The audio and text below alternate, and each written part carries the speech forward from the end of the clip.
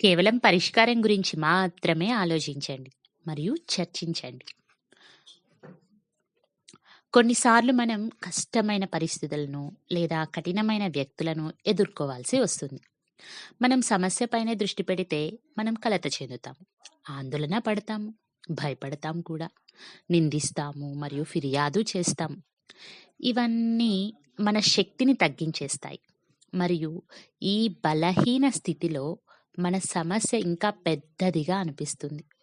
మనం మన శక్తిని ఆదా చేసుకోవాలి మరియు దానిని పరిష్కారంపై కేంద్రీకరించాలి.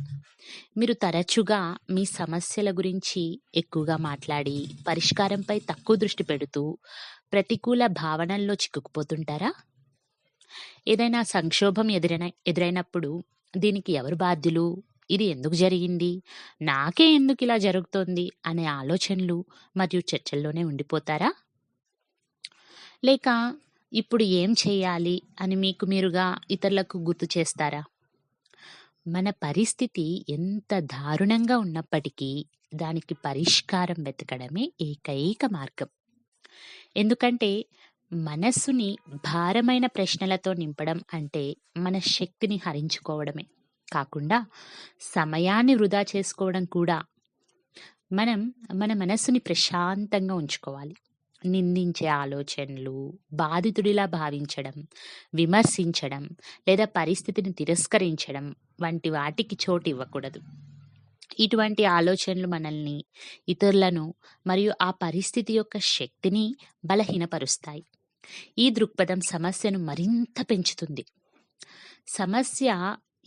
సమస్య యొక్క వివరాల గురించి మనం తర్వాత కూడా ఆలోచించవచ్చు, కానీ ఆ సమయంలో పరిష్కారం వైపు మొగ్గు చూపడం అవసరం. సమస్యలను అంగీకరించండి, ఎందుకంటే అవి ఇప్పటికే జరిగిపోయాయి. కాబట్టి మనం ప్రస్తుత క్షణంపై దృష్టి పెట్టాలి. మీ ప్రతి ఆలోచనను పరిష్కారాన్ని వెతకడం, సృష్టించడం మరియు అమలు చేయడం వైపు మళ్లించండి. మీ బాధ్యతను నిర్వర్తిస్తూ అందరూ కలిసి సమస్యను పరిష్కరించేలా వారిని శక్తివంతులను చేయండి. నేటి నుండి మీరు ఏదైనా కష్టమైన పరిస్థితిలో ఉన్నప్పుడు లేదా కఠినమైన వ్యక్తితో ఉన్నప్పుడు మీ జీవితం పరిపూర్ణమని మరియు జీవితంలోని ప్రతి దృశ్యం అందమైనదని మీకు మీరు చెప్పుకోండి. సమస్య చిన్నదైనా పెద్దదైనా మీ శక్తిని పరిష్కారం వైపు మళ్లించండి. ఆ పరిస్థితిని, ఆ వ్యక్తిని అంగీకరించండి. దృశ్యాలను లేదా వ్యక్తుల ప్రవర్తనను ప్రశ్నించడంలో మీ శక్తిని వృధా చేయకండి. మీపై, మీ పనులపై, మీ ప్రవర్తనపై దృష్టి పెట్టండి. మీ లక్ష్యాలపై, తదుపరి దృశ్యంపై దృష్టి పెట్టండి మరియు ప్రస్తుత క్షణంలో జీవించడానికి మీ శక్తిని ఉపయోగించండి.